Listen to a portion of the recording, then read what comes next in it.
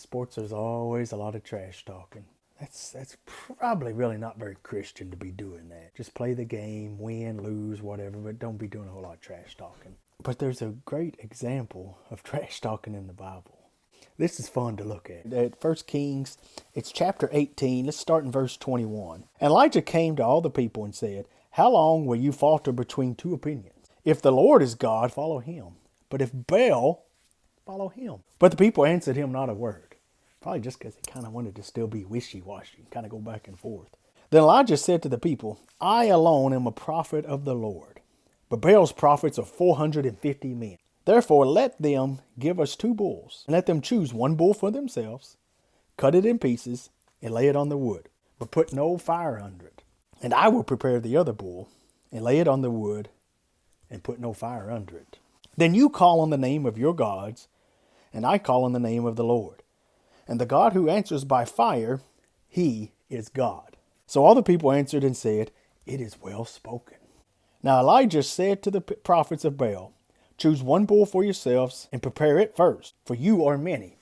And call on the name of your God, but put no fire under it." So they took the bull which was given them, and they prepared it, and called on the name of Baal, from morning even till noon. So we've been going hours now, saying, "O Baal, hear us." But there was no voice. No one answered.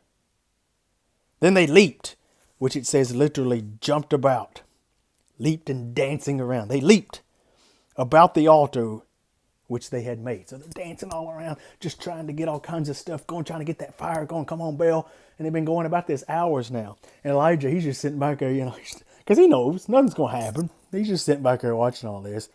And really, he could have stayed quiet. Let's be honest. He could have stayed quiet. The point's being made. There's no fire coming. But Elijah, I love him. Let's watch this. "And so it was at noon that Elijah mocked them and said, 'Cry aloud, for he is a God. Either is he meditating, or is he busy, or is he on a journey? Or perhaps he is sleeping and must be awakened.'" He's having a blast out of this. Where is he? Maybe y'all gotta go get him. Come on, let's get him.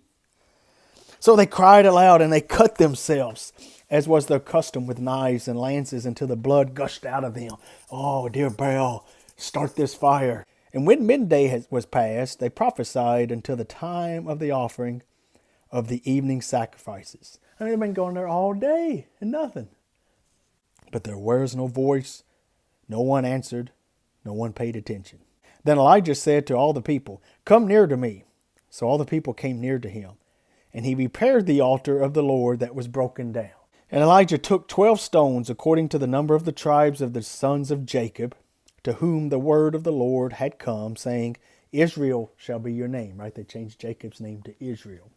Then the stones he built an altar in the name of the Lord, and he made a trench around the altar large enough to hold 2 seahs of seed. Pretty big trenches. And he put the wood in the order, cut the bull in pieces, and laid it on the wood, and said, "Fill 4 water pots with water, and pour it on the burnt sacrifices and on the wood."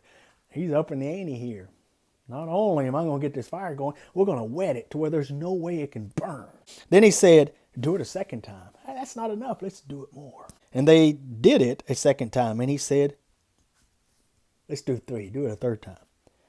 And they did it a third time. So the water ran all around the altar, and also filled the trench with water. There's so much water, there's no chance. And it came to pass at the time of the offering of the evening sacrifices, that Elijah the prophet came near and said, "Lord, God of Abraham, Isaac, and Israel, let it be known this day that you are God in Israel, and I am your servant, and that I have done all these things at your word.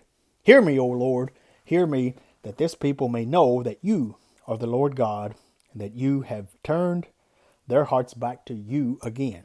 Then the fire of the Lord fell and consumed the burnt sacrifice, and the wood and the stones and the dust, and it licked up the water that was in the trench.